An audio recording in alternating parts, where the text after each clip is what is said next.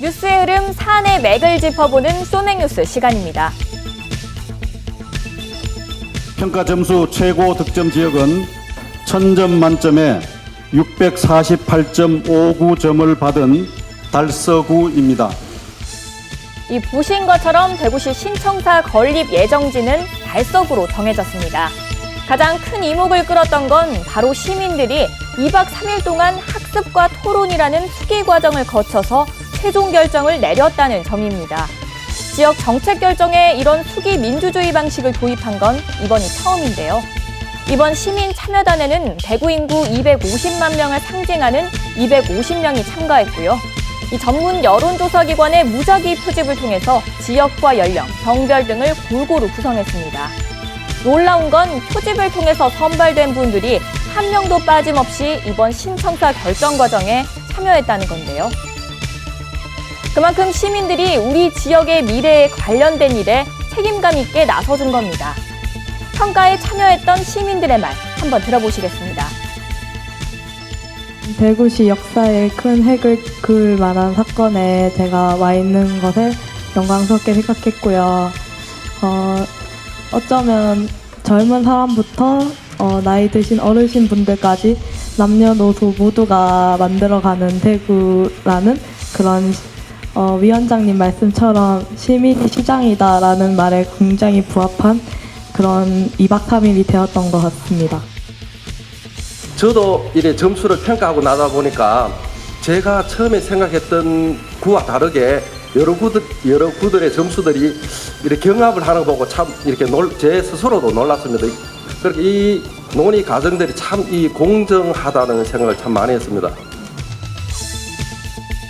앞서 시민 한 분이 말했듯이 신청사 입지는 단순히 어떤 부분이 예정지가 돼야 할까요? 이렇게 사지선다로 선정된 게 아니었습니다.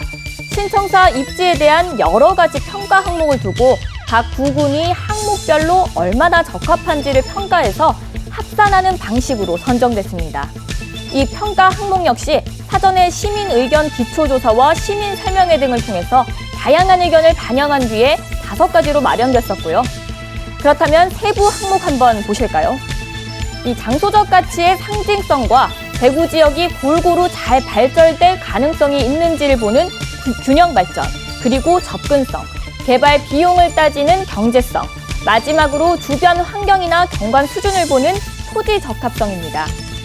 여기서 평가 가중치가 가장 높았던 건 얼마나 시민들이 찾아오기 쉬운가를 살펴보는 접근성이었고요. 그 다음은 균형 발전, 토지 적합성과 이 경제성, 상징성 순이었습니다. 그렇다면 달서구는 어떻게 최종 선택을 받게 된 걸까요? 달서구는 균형 발전과 상징성을 제외하고는 모든 항목에서 1, 2위를 차지했습니다.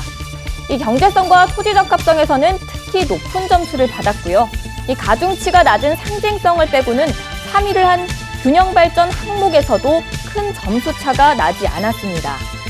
이 다른 구군이 모두 4위 항목이 1개 이상이거나 1위 항목이 1개도 없는 것과는 대조적이죠.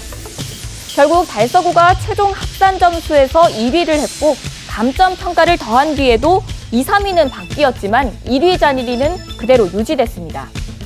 그렇다면 직접 평가 점수를 매긴 시민들의 의견을 짧게 한번 들어보실까요? 대구시청 자리는 지금 단순하게 대구 시민들의 어떤 경제성을 맞춰가지고 하는 게 아니라 대구 자체의 어떤 랜드마크도 되고 그 시청 자리를 중심으로 해서 대구가 이제 무한히 뻗어나갈 수 있는 어떤 하나의 포인트가 돼야 되는데 그 점으로 봤을 때는 접근성이나 적합성이 그 많은 비중을 차지해야 되는 게 아닌가 싶었어요. 경제하고 접근성이지만 저는 그쪽으로 많이 집중적으로 봤고요. 지금 같은 경기도 봐야 되고 나중을 봐가도 KTX 역사도 이쪽을 들어온다 하는 거 해가 접근성 쪽은 그쪽을 봤고. 달서구가 평가 항목에서 압도적 점수를 받았던 건 바로 경제성과 토지 적합성이었죠. 민간이나 국가 소유의 땅을 사들여야 했던 다른 구군과는 달리 옛 주류정수장터는 거의 대부분이 시유지였는데요. 이 때문에 부지 매입비가 6천만 원에 불과해서 100억 원이 넘게 드는 타 후보지와 비교해서 부담이 매우 적었습니다. 게다가 건물이나 상가가 있는 다른 후보지와 달리 지작물도 거의 없어서 철거나 이전 보상 비용이 들지 않기도 했습니다. 시민들이 열악한 대구시의 재정 여건 등을 고려해서 이러한 달서구의 경제성을 높이 평가한 거죠. 토지 적합성도 달서구의 주요 강점이었는데요. 이 두류정수장터는 16만 제곱미터에 달하는 넓고 아주 평탄한 땅인데다가 자연경관으로 둘러싸여 있었습니다. 또 사면이 도로와 접해 있어서 모든 방면에서 신청사와 함께 조성돼 복합 문화공간으로 드나들기도 좋다는 측면이 있고요. 대구 대표 공원인 두류공원과 연계해서 뉴욕 센트럴파크 같은 랜드마크로 만들 수 있다는 점도 시민들의 마음을 크게 움직인 것으로 보입니다. 결국 시민들은 돈이 적게 들면서도 쉽게 다가갈 수 있는 랜드마크적인 신청사를 원했다고 볼 수 있겠습니다. 시민들이 어떤 전문가, 정치가들보다도 정확하게 합리적으로 결정해 주실 거다 믿었고, 이번에는 그 믿음에 시민들께서 저는 100% 부응을 했다. 저는 그렇게 생각해서 정말 우리 대구 시민들이 자랑스럽고 위대하다 이렇게 생각합니다. 자기 주장과 의견이 있었지만 상대편 주장을 듣고 또 자기 주장을 한 번 더 돌아보고 그리고 또 공부하고 다시 생각해보는 이런 민주 시민성, 또 시민으로서의 어떤 정치적 교양을 아낌없이 보여주었습니다. 그래서 이런 방법 아니었으면 저는 이번에도 풀 수 없었다. 저는 감히 그렇게 말을 합니다. 무엇보다 시민들이 기존 여론조사나 다수결 투표보다 진일보한 방식으로 의사결정을 내렸다는 게 대구시의 역사에 큰 획을 그었다는 평가입니다. 그 덕분에 신청사 유치 과정에서 격렬한 경쟁을 벌였던 부분들도 모두 선정 결과에 깨끗하게 승복할 수 있었습니다.